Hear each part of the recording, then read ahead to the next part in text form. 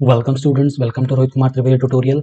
आज के ट्यूटोरियल में हम लोग डिस्कस करने वाले हैं इन्फ्लामेशन प्रोसेस के बारे में, जो कि आपके पैथोफिजियोलॉजी के यूनिट फर्स्ट का एक टॉपिक है। ठीक है, इसमें हम लोग इन्फ्लामेशन का जनरल इंट्रोडक्शन के बारे में डिस्कस करेंगे।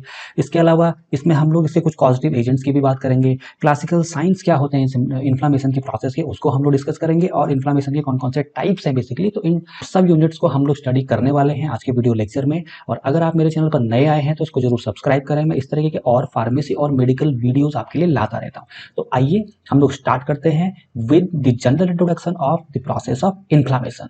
सी, जो हमारा इन्फ्लामेशन की जो प्रोसेस है बेसिकली, तो वो हमारा जो होस्ट है, host means for example a person who is getting infected, means जिसमें कोई माइक्रो ऑर्गेनिज्म या कोई हार्मफुल स्टिमुलाई एंटर कर रहा है। ठीक है, तो वो जो इन्फ्लामेशन है, इन्फ्लामेशन उस होस्ट का या उस पर्सन का एक डिफेंस मैकेनिज्म है जो कि प्रोटेक्ट करता है उस पर्टिकुलर ऑर्गेनिज्म को या उस पर्सन को उस हार्मफुल स्टिमुलाई से या उस हार्मफुल माइक्रो ऑर्गेनिज्म से। देखो, जब भी कोई माइक्रो ऑर्गेनिज्म हमारी बॉडी के अंदर एंटर करेगा तो हमारी बॉडी का जो इम्यून सिस्टम है वो इनिशिएट होगा और वो इन्फ्लामेटरी रिस्पॉन्सेस को या इन्फ्लामेशन की प्रोसेस को इनिशिएट कर लेगा। तो इसीलिए हम लोग कह रहे हैं कि इन्फ्लामेशन हमारी बॉडी का एक डिफेंस मैकेनिज्म है जो कि हार्मफुल स्टिमुलाई या नॉक्सियस स्टिमुलाई से हमारी बॉडी को बचाता है। यहाँ पर कुछ पॉइंट्स हमको ध्यान में रखने हैं। बेसिकली जो एम है हमारा इन्फ्लामेशन की प्रोसेस का, इसका काम है कि जो हमारी बॉडी की जो डिफेंस सेल्स हैं जो कि प्रोटेक्ट करती हैं किसी पर्टिकुलर नॉक्सियस एजेंट से, तो इन्फ्लामेशन की प्रोसेस की वजह से वो पर्टिकुलर सेल्स उस पर्टिकुलर एरिया में आ जाती है जहां पर कि इन्फ्लामेशन हुआ होगा या जहां पर ये इन्फेक्शन कॉज हो रहा होगा। ठीक है,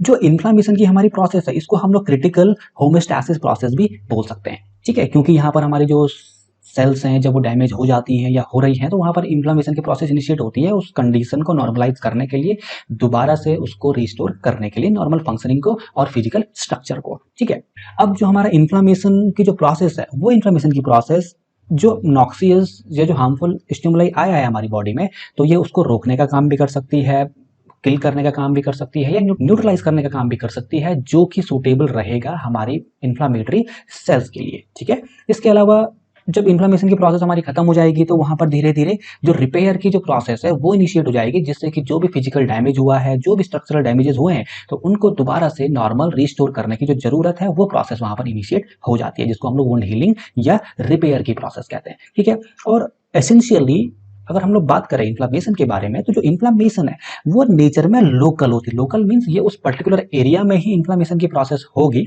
जहां पर कि कोई इन्वेडर आया है, अगर हम लोग स्पेसिफिकली बोलें। पर इन सर्टेन केसेस ये जो प्रोसेस है इन्फ्लामेशन की वो हमारी सिस्टेमिक भी हो सकती है, मीन जिसमें कि हमारी पूरी होल बॉडी अफेक्ट होगी। ठीक है, तो कुछ जनरल इंट्रोडक्शन के पॉइंट्स आपको ध्यान में रखने हैं इन्फ्लामेशन के। तो आइए अब हम लोग देखते हैं what is the definition of inflammation. Okay, now listen very carefully. The inflammation is a response of the vascularized tissue to the infectious and the damage tissue. ठीक है, तो जो हमारा इन्फ्लामेशन की जो प्रोसेस है वो हमारी बॉडी का एक रिस्पॉन्स है, हमारे वेस्कुलर टिश्यूज का रिस्पॉन्स है किसी पर्टिकुलर इन्फेक्शियस एजेंट को लेकर के, इन्फेक्शन को लेकर के, या इवन हमारी बॉडी के डैमेज टिश्यू को लेकर के। और बेसिकली जो ये इन्फ्लामेशन है वो क्या करेगा, हमारी बॉडी के जो डिफेंस सेल्स है, ठीक है, ये जो मॉलिक्यूल्स हैं डिफेंस मैकेनिज्म के, तो उनको सर्कुलेशन में से पर्टिकुलर उस जगह पर लेके आना जहां पर कि ये इन्वेडिंग हुई होगी या जहां पर ये पर्टिकुलर नॉक्सियस और हार्मफुल स्टिमुलाई आए होंगे। ठीक है, जिससे कि उनसे लड़ा जा सके और हमारी बॉडी उन पर्टिकुलर नॉक्सियस एजेंट को एलिमिनेट कर सके, जिससे कि हमारी बॉडी को कम से कम डैमेज होगा और उसके बाद जो हीलिंग की प्रोसेस है वो इनिशिएट हो सके। यहां पर कुछ और इंपॉर्टेंट पॉइंट्स हम लोगों को ध्यान में रखने हैं।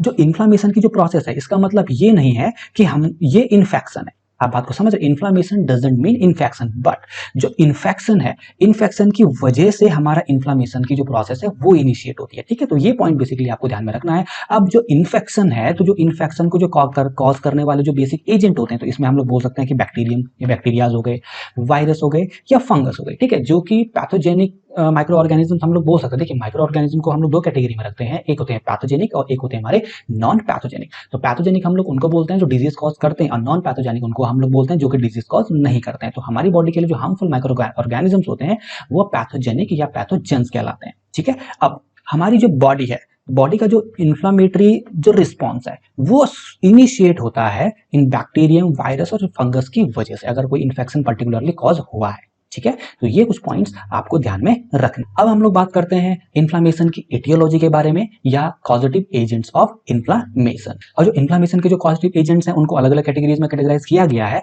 जैसे जो हमारी पहली कैटेगरी है that is the physical agents, ठीक है। तो physical agent means for example heat, cold, radiation और दी मैकेनिकल ट्रॉमा। मैकेनिकल ट्रॉमा को आप एक्सीडेंट का नाम भी दे सकते हैं, जो कि फिजिकल इंजरी जो हमारी पर्टिकुलर सेल्स को होती है, ठीक है। तो हीट की वजह से, कोल्ड की वजह से या रेडिएशन की वजह से या मैकेनिकल ट्रॉमा की वजह से हमारी बॉडी में जो इन्फ्लामेटरी रिस्पॉन्स है, जो इन्फ्लामेशन की जो प्रोसेस है वो इनिशिएट हो सकती है। इसके अलावा दूसरे पॉजिटिव एजेंट्स की अगर हम लोग बात करें तो इसमें हमारे केमिकल एजेंट्स भी इंक्लूड करे गए हैं, जैसे कुछ ऑर्गेनिक एंड इनऑर्गेनिक मटीरियल्स। बात को समझ रहे हो? तो डेफिनेटली ये मटेरियल्स भी हमारी बॉडी में इन्फ्लामेशन के प्रोसेस को इनिशिएट कर सकते हैं। तीसरी कैटेगरी की हम लोग बात करें अगर, तो it is the infective agent. Infective agents means कि जो कि इन्फेक्शन कॉज कर सकते हैं। जैसे हम लोग बात करते हैं बैक्टीरिया की, वायरस की, फंगई की और उनसे रिलीज होने वाले कुछ टॉक्सिक मटेरियल्स की या टॉक्सिन्स की, ठीक है। तो इसके रिस्पॉन्स में भी हमारी बॉडी में इन्फ्लामेटरी जो प्रोसेस है वो इनिशिएट हो सकती है। या ये जो इन्फ्लामेटरी रिस्पॉन्स है ये इम्यूनोलॉजिकल भी हो सकता है, मींस इम्यूनोलॉजिकल एजेंट्स भी रिस्पॉन्सिबल हो सकते हैं इन इन्फ्लामेटरी प्रोसेसेस को इनिशिएट करने में।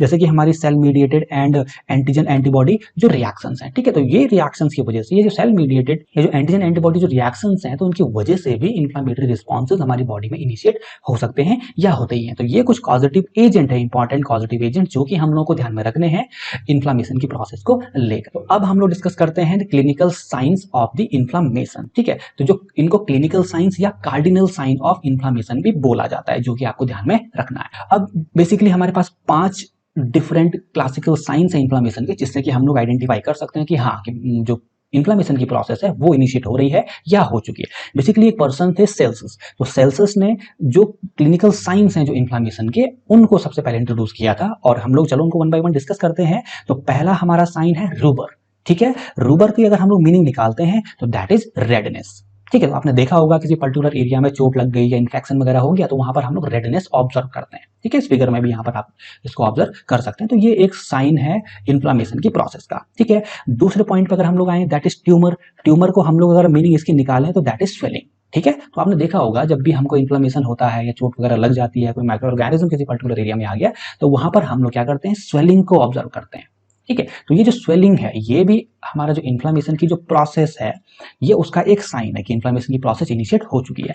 थर्ड पॉइंट की अगर हम लोग बात करें दैट इज कैलर। कैलर का मतलब होता है हीट से, ठीक है। तो आपने देखा होगा जब भी हमको चोट लगती है तो उस पर्टिकुलर एरिया में टेम्परेचर बढ़ जाता है, ठीक है। ये हम लोग फिजिकली ऑब्जर्व करते हैं। तो ये जो हीट के बढ़ने की जो प्रोसेस है ये भी एक साइन है कि इन्फ्लामेशन की प्रोसेस इनिशिएट हो रही है, ठीक है। फोर्थ पॉइंट की अगर हम लोग बात करें दैट इज डॉलर। डॉलर को हम लोग बोलते हैं पेन। अगर इसकी मीनिंग हम लोग निकालें तो आपने देखा होगा इन्फ्लेमेशन की प्रोसेस के टाइम पे या फिजिकल इंजरी के टाइम पे या कोई माइक्रो ऑर्गेनिज्म हमारी बॉडी में आ गया तो उसकी वजह से हमको उस पर्टिकुलर एरिया में पेन होने लगता है, ठीक है। तो इस पेन को इनिशिएट करने का काम भी इस इन्फ्लेमेटरी प्रोसेस के अंदर ही आता है। बात को समझ रहे। और जो लास्ट हमारा पॉइंट है दैट इज फंक्शियोलीजा, या जो लास्ट जो साइन हमारा क्लिनिकल जो साइन है इन्फ्लेमेशन का दैट इज फंक्शियोलीजा।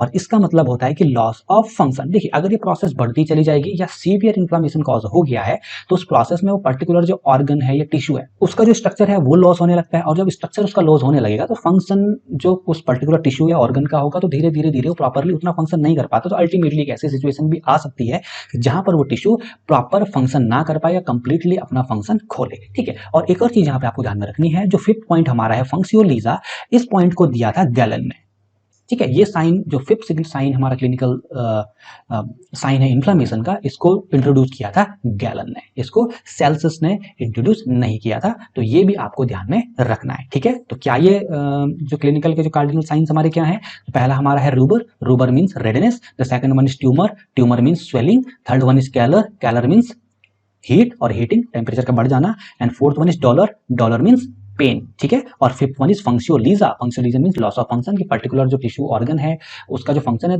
धीरे धीरे उसमें रिडक्शन होने लगेगा, ठीक है। और इसको इंट्रोड्यूस किया था गैलन ने। तो ये कार्डिनल साइंस ऑफ इन्फ्लेमेशन भी कहलाते हैं या क्लिनिकल साइंस ऑफ इन्फ्लेमेशन भी कहलाते हैं, जो कि आपको ध्यान में रखने हैं, ठीक है। Now moving towards the types of inflammation, ठीक है। तो इन्फ्लेमेशन के कौन कौन से टाइप्स हैं, तो इन्फ्लेमेशन को दो टाइप्स में कैटेगराइज करा गया है। पहला हमारा आता है acute and the second one is chronic. तो आइए चलते हैं इनको हम लोग वन बाय वन अब डिस्कस करें, ठीक है। तो पहला हमारा जो इन्फ्लेमेशन का टाइप है दैट इज एक्यूट इन्फ्लेमेशन। तो एक्यूट इन्फ्लेमेशन क्या होता है, देखिए एक्यूट का मतलब होता है कि रैपिडली डेवलपिंग और फॉर शॉर्ट ड्यूरेशन। अगर हम लोग इसकी लिटरल मीनिंग निकालें एक्यूट वर्ड की, ठीक है।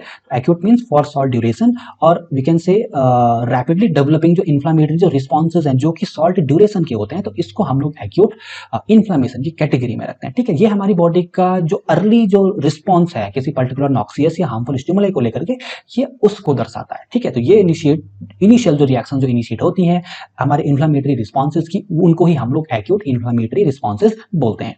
और जनरली इनिशियली जो एक्यूट इन्फ्लेमेशन की जो प्रोसेस है, इसमें हमारी हीटिंग या उस पर्टिकुलर एरिया का टेम्परेचर बढ़ जाता है। और यहाँ पे जब एग्जांपल की बात करें हम लोग, तो कौन सी कंडीशन में एक्यूट इन्फ्लेमेशन हो सकता है, तो इसमें हमारा एक्यूट ब्रोंकाइटिस हो गया, ठीक है, शोर थ्रोट और कोल्ड और फ्लू वगैरह की जो कंडीशन है, ठीक है, एक्यूट डर्मेटाइटिस हो गया और एक्यूट टॉन्सिलाइटिस हो गया। ठीक है, तो ये कुछ इन्फ्लेमेटरी कंडीशंस हैं जिनको कि एक्यूट इन्फ्लेमेशन की कैटेगरी में रखा गया है। ठीक है, तो अब हम लोग डिस्कस करते हैं क्रोनिक इन्फ्लेमेशन को।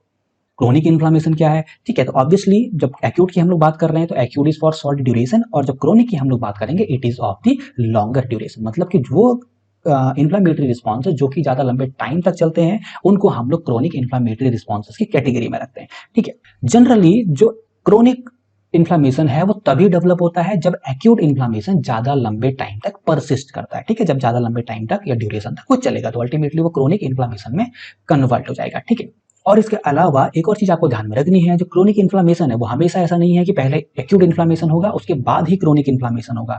डायरेक्टली क्रोनिक इन्फ्लेमेशन भी डेवलप हो सकता है, बिगिन हो सकता है, डिपेंड करता है जो नॉक्सियस या जो हार्मफुल स्टिमुलाई है उसकी इंटेंसिटी क्या है, वो कितना नुकसान हमारी बॉडी को पहुंचा सकता है। यहाँ पर कुछ एग्जाम्पल्स की अगर हम लोग बात करें तो जैसे अस्थमा हो गया, ठीक है, क्रोनिक पेप्टिक अल्सर की कंडीशन हो गई, ट्यूबरक्लोसिस हो गया, क्रोनिक एक्टिव हेपेटाइटिस हो गया और रूमेटॉइड अर्थराइटिस हो गया। तो इन डिजीजेस को क्रोनिक इन्फ्लेमेशन की कैटेगरी में रखा गया है। ठीक है students, this was all about general introduction of the inflammation, जिसमें कि हम लोगों ने देखा कि डेफिनेशन इन्फ्लेमेशन की क्या होती है, इंट्रोडक्शन इन्फ्लेमेशन का क्या है, टाइप्स इन्फ्लेमेशन के क्या हैं, क्लिनिकल या कार्डिनल साइंस इन्फ्लेमेशन के क्या होते हैं। ठीक है, तो ये सभी चीजें आपको ध्यान में रखनी है, ये बहुत इंपॉर्टेंट है और एग्जाम्स में इनको काफी ज्यादा पूछा भी जाता है। और इस पीपीटी में मैंने कुछ प्रैक्टिस क्वेश्चंस भी ऐड करे हुए हैं। इस पीपीटी को डाउनलोड करने का लिंक आपको नीचे डिस्क्रिप्शन में मिल जाएगा। इसके अलावा गूगल क्लासरूम भी आप मेरी ज्वाइन कर सकते हैं, मैंने नीचे डिस्क्रिप्शन में उसको ज्वाइन करने का लिंक दिया हुआ है। तो आप डायरेक्टली मेरे गूगल क्लासरूम पे आ जाएंगे जहां पे आपको वीडियो लेक्चर्स भी मिलेंगे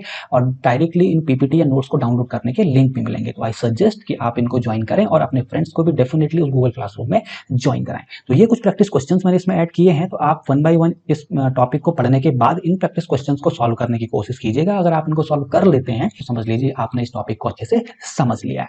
आज का लेक्चर हम लोग यहीं पर खत्म करते हैं। नेक्स्ट लेक्चर में हम लोग डिस्कस करेंगे हमारे इन्फ्लेमेटरी मीडिएटर्स के बारे में और इन्फ्लेमेटरी प्रोसेस के बारे में और मैकेनिज्म के बारे में। तो इस तरीके के और वीडियोस को देखने के लिए मेरे चैनल को जरूर सब्सक्राइब करें और अपने क्लासमेट्स को भी जरूर इसको रिकमेंड करें। Till next video, happy learning, bye bye.